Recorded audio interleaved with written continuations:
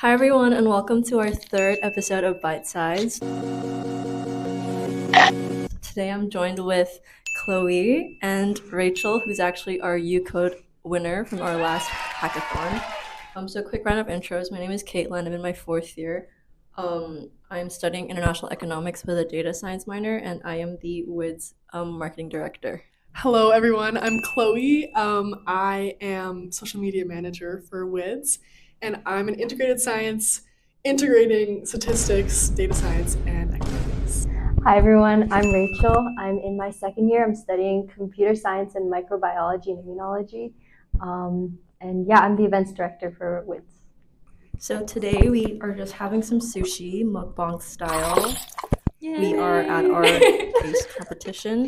We're taking a break, and today we're going to go through the importance of portfolios and kind of walk through of some advice if you need to get started. So the first question is, maybe explain why portfolios are important for students and specifically for data science and in tech. Well, I feel like portfolios are like really important because they kind of show employers like what you can do, like just beyond, I guess, your schoolwork. Although like academic projects are still like so valid. And like yeah, it's like low-key like job experience, like or like applied experience without like having like an official internship, which is really good for like starting out, like landing your first few internships, having like some project experience and like portfolio. Yeah, what do you think? Yeah, I definitely agree. I think it's also like a really good way to explore your passions. Like I feel like in school, it's harder to like choose what you want to do sometimes, but with like personal projects, especially hackathons, you just have the opportunity to kind of, you're presented with like an issue or something that you're passionate about, and you can go forward with that. That's so true. That was way more wholesome than me. I was just like, oh, just get a job. I think now we're gonna move into like how to build a portfolio and maybe like some advice or some resources you guys used into like getting there, and maybe any advice you have for people that are just starting out. Okay.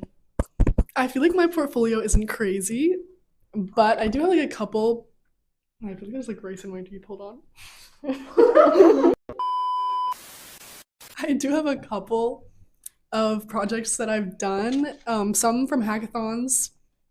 And I honestly think that hackathons are a great way to build your portfolio because like when we're students, it's so hard to spend a lot of time making a project, but hackathons sort of like force you to like make a project within like a constrained like time frame, which like can be helpful because you like devote like 24 hours or like 12 or 48 hours to like one project, and then you come out with something great for your resume.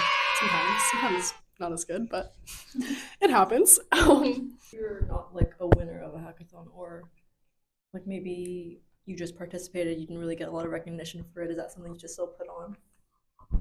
I think for sure, like if it's meaningful for you, like it's the most important because you're the one at the end of the day that's gonna describe it and like market it to people. And then another thing about hackathons is that there's like a lot of different companies and other people that are like within the same field as you. So it's like a really good way to network.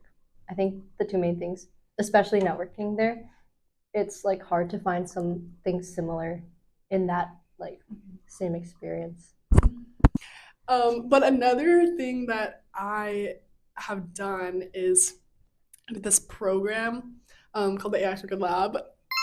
Subtle plug. And that was in the like last summer, and it was basically this like I don't know, it was like this like kind of internship, but it was more like I don't know, like a fellowship, I guess. And like we were like taught like we spent like 4 weeks of like learning like machine learning, and then we spent 3 weeks afterwards making a project. So I think that's like the biggest highlight of my portfolio.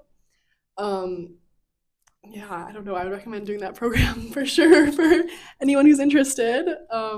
Yeah, I don't know. I think really good way is website.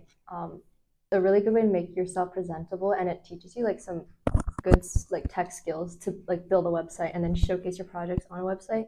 And then like if you're applying with like a resume or LinkedIn, having that there is like an extra kind of aspect that recruiters can look at, and it's just a good way to like visually show your impact and like your projects. So out of all the portfolios you've seen so far, are there any characteristics or like aspects that you think made it stand out the most to you? So I've seen a couple portfolios that I really liked, and one was literally this girl from LinkedIn. Like I was literally stalking LinkedIn, and I came across this girl's portfolio, and it was so good. And she basically just like showed like a step by step of her project on this website, and like talked about what she learned from like literally almost every single step, and like how she applied what she learned to like better her project. And I thought that was so cool because not only did she have this insane project, but she also like was able to like reflect on how she learned from it, which was really sick. And like it was also just like beautiful. The UI was gorgeous, which is always a plus. But yeah, I'd say like that was like the most interesting thing I've seen in someone's portfolio, apart from just like I don't know, like links to their projects. I'm scared to get the dynamite roll because like it's so hard to like remember. Guys, like don't watch. Does he make muffins? Wait, yes. Really? Wait.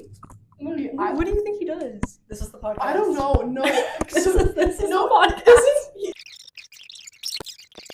Okay, anyway. Back on how to build a portfolio. Yes. Could you give us 5 simple steps on how to make a portfolio and how to build it? This is advice from Queen Amy. Okay, so here we have fan advice from Miss Amy. To build a portfolio, you want to collect all your projects, whether that be like from classes, hackathons, personal work, and you want to focus on like showcasing a mix of like technical skills as well as like soft skills that you learned, and also just like how you were able to like teamwork as well. That's also important. After you've collected all those projects, you kind of want to organize them like based on how they align with your career goals. Like for example, if you'd want to go into data, you'd probably like highlight your data projects, maybe put that at the top, or like I don't know, have that be like featured on your website or portfolio or whatever like platform it may be on. You also need to choose a platform to host it on. DevPost is a great place for hackathon participants to post their projects.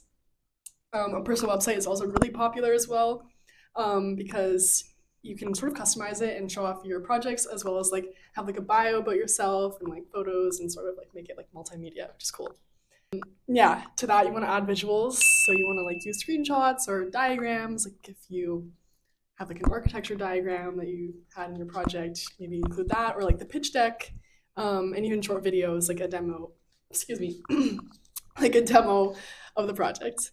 And then also keep it updated, regularly update it. When you have a new project, throw it on there, especially if you're really proud of it. And yeah.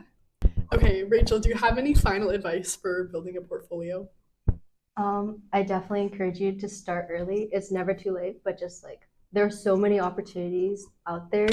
So in my first year, I had no idea what was going on. First year into uni, and I just joined as many events as I could, and one of them was the UCode event hosted by Wids and Wix. And but through the project, we like built something that we were all passionate about, because we all like enjoy like going outdoors and like exercise and like wellness.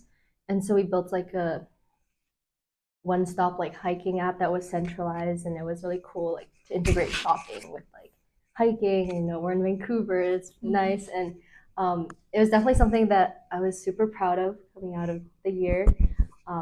So yeah, I just encourage you to join as many events as you can, even if you don't feel like it necessarily. You never know. Like at the end of the day, even if you don't win a hackathon, even if you don't feel like the project you don't want to continue working on the project after a hackathon, I don't think you would ever regret the experience. Like I've talked to a lot of people who join a hackathons, and they usually don't say that they regret it, because you always, like you said before, you learn and you take your experiences and just like continue on. It is what it is. Just keep going. Yeah. Well, that was beautiful. Thank you, Rachel. Thank you, Chloe. Follow us on our socials at Wids at UBC. We have more events coming up. UCode that Rachel mentioned is coming up next semester. And yeah, thank you so much for watching. Do you listen to ASMR to fall asleep? Aline. Yes. Really? Wait, do you not? No, but I can't judge because I listen to white noise every single day. Oh! Thanks for watching. Bye. Bye.